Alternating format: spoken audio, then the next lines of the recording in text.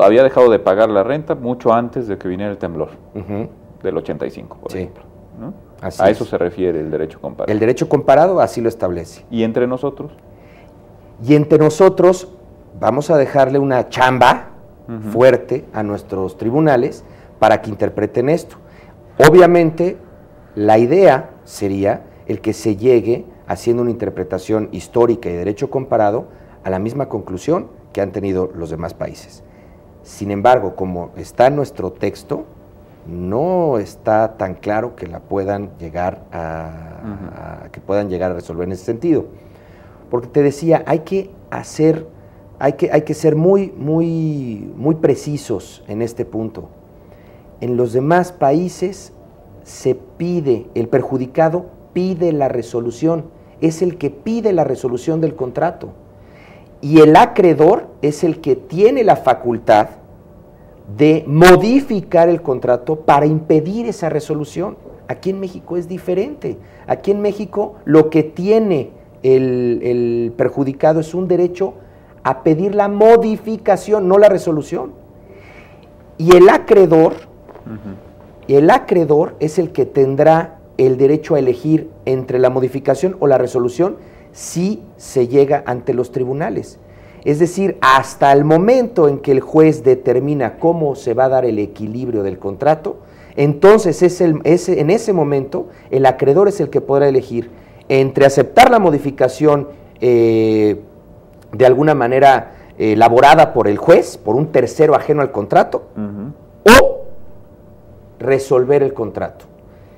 Textual dice: si se determina la procedencia de la acción por ocurrir los acontecimientos a que se refiere el artículo anterior, la parte demandada, o sea, el acreedor, la parte demandada, podrá escoger entre 1. La modificación de las obligaciones con el fin de restablecer el equilibrio original del contrato según lo determine el juez, y 2. La resolución del contrato en los términos del siguiente artículo. Esto es muy importante. La resolución del contrato en los términos del siguiente artículo.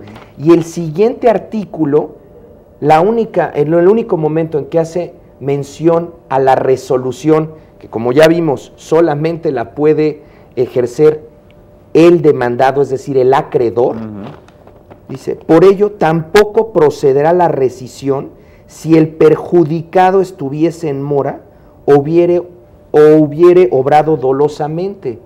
Entonces, el que conoce la rebus sic stantibus y lee esto de manera rápida dice: ah, claro, pues está como los demás países, obviamente no se puede resolver. Nada más que aquí no tiene derecho el deudor en ningún momento a la resolución. Así es. Entonces, solo tiene derecho, digamos, a la modificación. Así. Esto es un problema grave. Yo estuve pensando... ¿no crees que es un dique un poco al cinismo del que hablábamos antes?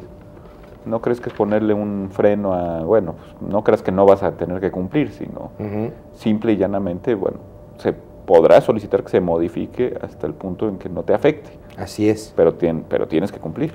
Pero tienes que cumplir, claro. Mira, déjame terminar de leer todo este artículo, porque es interesante para lo que estás diciendo ahorita. Dice: los efectos de la modificación equitativa o la rescisión del contrato no aplicarán a las prestaciones realizadas antes de que surgiera el acontecimiento extraordinario e imprevisible, sino que estas modificaciones se aplicarán a las prestaciones por cubrir con posterioridad a este. Por ello, tampoco procederá la rescisión si el perjudicado estuviese en mora o hubiere obrado dolosamente.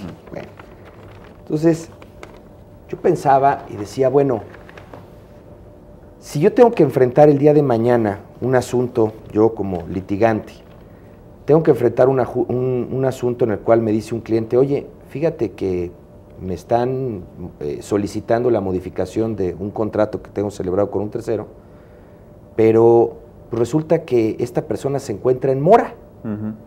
Y la verdad es que no me interesa ya ni siquiera continuar con él, Yo puedo ser una gente muy moral, muy ética, puedo estar de acuerdo en un equilibrio de las prestaciones, pero no con este sujeto que ya de por sí me ha estado incumpliendo. Es más, Jaime, yo creo que no tiene ni siquiera el derecho a solicitarme la modificación del contrato. Bien podría yo demandarle en este momento la rescisión del contrato por incumplimiento, pero pues este cuate se me adelantó y me está presentando esta solicitud.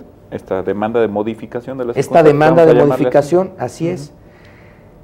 Entonces, en este caso en particular, yo lo que pensaba es lo siguiente. Mira, para no dejarle al juez a que haga una interpretación simplista de cómo está la reforma, y cuando yo conteste la demanda y diga, bueno, pues sí, es efectivamente, sí hay un acontecimiento de carácter extraordinario y demás, pero esta persona me ha incumplido, al final el juez va a llegar a la conclusión de un equilibrio de las prestaciones. Supuestamente yo tendría dos opciones, aceptar la modificación del juez o resolverlo. ¿Qué pasa si yo le digo, ¿sabes qué, juez? Quiero resolverlo. Y el juez me dice, oye, nada más que conforme al artículo 1796 ter, la rescisión no aplica cuando el perjudicado se encuentra en mora, y tú, desde que contestaste la demanda, aceptaste que estaba en mora, entonces debes de aceptar ahora el equilibrio.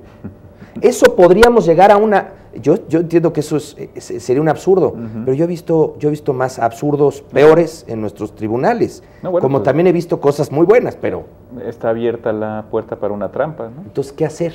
Dejo de pagarte para que no puedas tener tú el derecho a resolver. Claro. Yo creo que al final nuestros colegiados van a interpretar que lo que quiso decir el legislador en este caso era simplemente que el perjudicado no podría ejercer la acción de modificación de su contrato si se encontraba en mora, pero así no lo dice.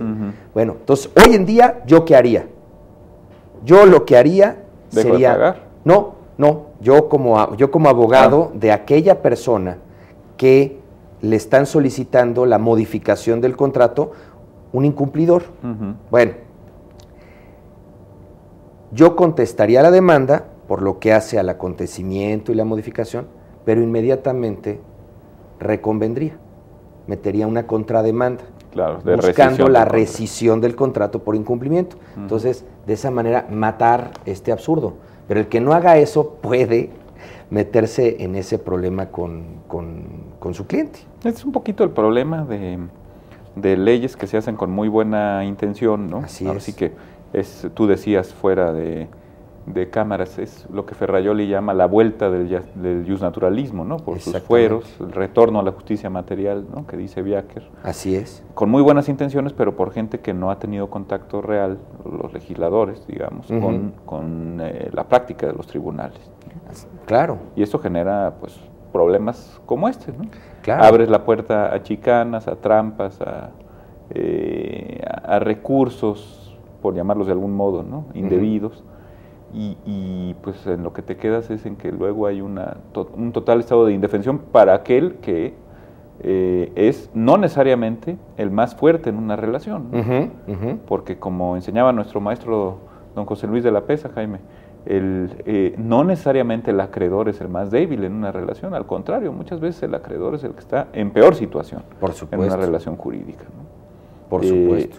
Un poco lo descobijas con este tipo de regulaciones, insisto, de muy buena intención, ¿no? Así es. Ahora hay todo un grupo, muchos fedatarios públicos que están en contra, ¿no? de la reforma. Bueno, yo creo que no hablemos de... Yo no los metería, yo no diría es los fedatarios públicos, yo diría hay un gran grupo de abogados que se resisten a que se implemente la rebus sic stantibus precisamente por el problema que pudiera darse en cuanto a la seguridad jurídica. Pero eso es un problema de carácter más abstracto, decíamos hace un momento. Si nos vamos a la realidad, a lo que sucede día con día, y tenemos que tender a humanizar el contrato, realmente tenemos que buscar también mecanismos que puedan equilibrar las situaciones. Mira,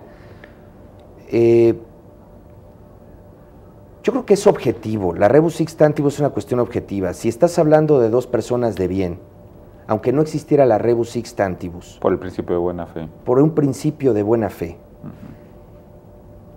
Yo estoy seguro que entre dos personas honorables, aunque no estuviera regulado, se podrían poner de acuerdo para ajustar las obligaciones. O sea, un agente honorable no va a buscar